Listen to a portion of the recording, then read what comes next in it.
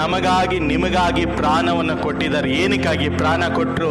Hallelujah. ನಾವು ನೀತಿವಂತನಾಗಿ ಇರಬೇಕು, ನಾವು ದರಿದ್ರರಲ್ಲಿ ಇರಕೂಡ್ದು, ನಾವು ಶಾಪದಲ್ಲಿ ಇರಕೂಡ್ದು, ನಾವು ರೋಗದಲ್ಲಿ ಇರಕೂಡ್ದು, ನಾವು ನೀತಿವಂತನಾಗಿ ಇರಬೇಕಂತ ದೇವರು ಇವತ್ತು ನಮ್ಮನ್ನ ನಮಗೆ ನಿಮಗೆ ಶಿಲುಬೆದಲ್ಲಿ ಎಲ್ಲವನ್ನು ಸಕಲವನ್ನು ನಮ್ಮ ಪಾಪ, ನಮ್ಮ ರೋಗ, ನಮ್ಮ ವೇದನೆ, ನಮ್ಮ ದುಃಖ ಎಲ್ಲವನ್ನು ಎತ್ತಿ ಶಿಲುಬೆದಲ್ಲಿ ಪ್ರಾಣವನ್ನು ಇವತ್ತು ಕೊಟ್ಟಿದ್ದಾರೆ. ಹಾಲೆಲೂಯ ಸ್ತೋತ್ರ.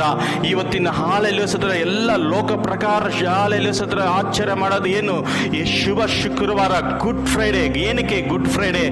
ದೇವರನ್ನ ಸ್ತುತಿಸುವ ಕಾರ್ಯ. ಹಾಲೆಲೂಯ ಸ್ತೋತ್ರ.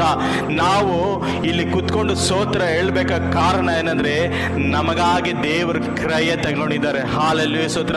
ಈ ಹಾಲೆಲೂಯ ನಮಗಾಗಿ ಆತನ ಕ್ರಯ ತಗೊಂಡಿದ್ದಾರೆ. ಆತನ ಬೆಲೆ ಕೆತ್ತಿ ನಮ್ಮನ್ನ ಹಾಲೆಲೂಯ ಕೊಂಡ್ಕೊಂಡಿದ್ದಾರೆ. ಹಾಲೆಲೂಯ.